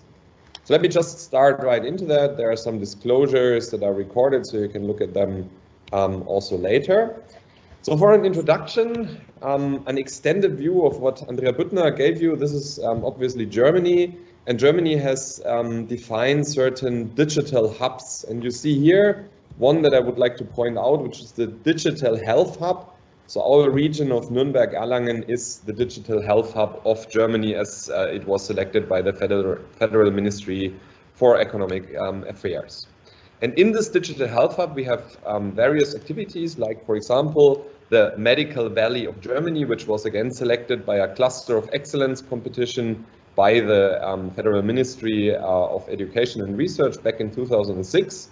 And since then, our network has grown and extended, now encompassing about 500 small, medium enterprises in medtech, digital health, lots of hospitals, and also international players like Fraunhofer, Adidas, and Siemens Healthineers. My university, FAU, is also part of this ecosystem. We are really proud that we are the #1 innovator in Germany, as selected by the Reuters ranking. I mean, everybody has his or her opinion about rankings, but this is certainly one that counts our innovation capacity, our capacity to collaborate not only with local startups and industries, but also with other universities on a European level. Within the university, we have defined artificial intelligence as a key area, and if you look to the left, AI in medicine is one of these key areas. And this has led recently, 1 year ago, to the founding of a new department, which is the department Artificial Intelligence in Biomedical Engineering. And to date, we have 15 faculty members, of which I am one, and I am also the current speaker, the head of this new department, Artificial Intelligence in Biomedical Engineering, which is called AIBE. My own lab is part of this department. We are taking care of machine learning, data analytics for variable and ubiquitous computing systems, modeling and simulation of human movement and human-computer interaction and usability in sports and medical applications. And this also defines my own education paradigm. I like to work very interdisciplinary in these areas. So whenever our engineering view comes to an end, we work with domain experts in medicine, in psychology, in sports science. And for all these domains, we also have specific labs. So for example, we have an innovation lab in medicine, which is prototyping digital health solutions in teams. Just like our Stanford colleague pointed out earlier, this is an interdisciplinary way of educating medical students with medical engineering, but also computer science and electrical engineering students. We are already part of another European network, which is the EIT Health. Many of you will know the EIT structures, the European Institute of Innovation and Technology. There are specific focus areas, like, for example, the health area. And just here you see FAU, so we are part of this strong network, which is already distributed all across Europe. And in this network, there is funding opportunities. So one of them I wanted to point out because it might be relevant for us, the Higher Education Initiative, which has just opened its call on the 18th of November, and which funds through this call higher education institutions that want to network across Europe. We already have funding in such an initiative, which is the EIT Health Master Program in Health and Medical Data Analytics. So this is part of our medical engineering course of studies, which encompasses about 1,000 students at our university. And we are partnering here with already Madrid, Lisbon, and University Grenoble Alpes to have a distributed education program across Europe. So we have expertise in this area, and we also have an institution called the CIMT, the Central Institute Medical Engineering, which can kind of channel these activities and network with partners like, for example, your university. Medical engineering is strong at FAU. That's the last point of this general introduction. So we have identified a couple of key research areas in digital health, medical processes, imaging, sensors and robotics, biomaterials, and medtech in society. And the next couple of slides are my particular view of what medical engineering and the digitalization of medicine, what it will do in the next few years and how it will drive research also in AI in medicine. And this also defines, of course, educational needs. So we need more engineers educated at the intersection of engineering and medicine psychology. And this is because we will see a surge in the availability of data that again are driving AI solutions in medicine. So what we see here is the already rising number of publications that do something with artificial intelligence and machine learning in health and medicine, and this will certainly grow. So we are looking forward to an age of more networked digital medical data, where individuals like the one that is seen here on this picture will be connected through digital tools regarding his or her medical data. And this will lead to a completely new medical data availability, and will also mean that we can do things in healthcare that we can currently do only in other domains, like, for example, in shopping. So when you go to Amazon and when you buy a red bicycle, Amazon recommends a certain red bicycle to you and not any one of their vast stock of red bicycles that they have in their distribution processes, because they know a lot about you as an individual. They know how much your financial range is, they know how many children you have, they maybe also know what you like to eat and drink, because you once shopped like me in the US, and if you shopped at Whole Foods, which is part of the Amazon company, then you shared their data with them as well. And you get this recommendation because somebody like you got this same recommendation, got this bicycle and did not send it back. That means that this bicycle worked for another person. And now what does this have to do with medicine? Well, we would like to do the same thing in medicine, right? We would like to prescribe fitting medication or therapeutic talking, sorry. So again, so we are building this dense network of data, and this is something that we do in a large funded research project by the European Union, which is the TeamX project, the Trusted Ecosystem of Applied Medical Data Exchange project, where we are building this kind of digital representation of an individual based on Gaia X, the European cloud infrastructure.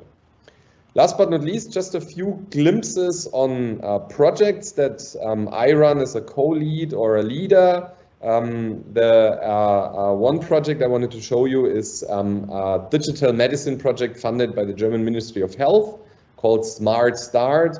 Here we are focusing on digital pregnancy care, meaning that we are bringing several devices, e-health devices, like for example measuring body composition, physical activity, urine status, and many others to the patient's home in order to make them more digitally represented in this data cloud that I was touching base on earlier.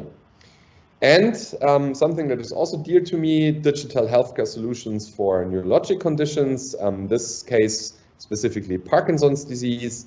So in Parkinson's disease, the disease progression is fluctuating, like you see here in this picture, and therefore you have to develop solutions that are 24/7 operating rather than just connecting the individual patient every half year to the treating neurologist.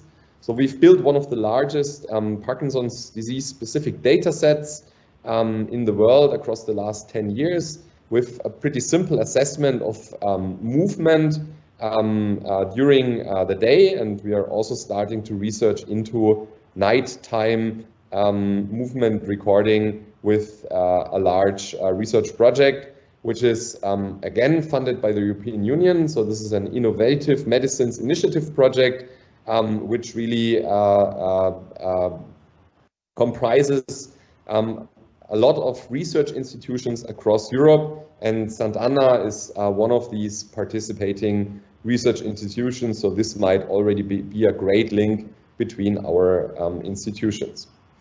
So all this is currently ongoing research, something we just started and which I would like to use to end my talk with, because it opens also fantastic collaboration opportunities in sensing science, is our new collaborative research center, EMPKINS, which is short for Empathokinesthetic Sensing Technologies. It's a German research foundation funded center. It runs from this year to 2033 potentially, and encompasses up to 35 million euro in funding. So what we do is we investigate novel sensing paradigms, which are based on remote wireless sensing in the radar and photonics area. We are bridging this with body function models in order to drive new research questions in medicine and psychology. And if this was interesting to you, we are always open with our team and our lab doors for collaboration. Let me know in case you're interested. I'm always happy to chat about possible collaborations. Thank you.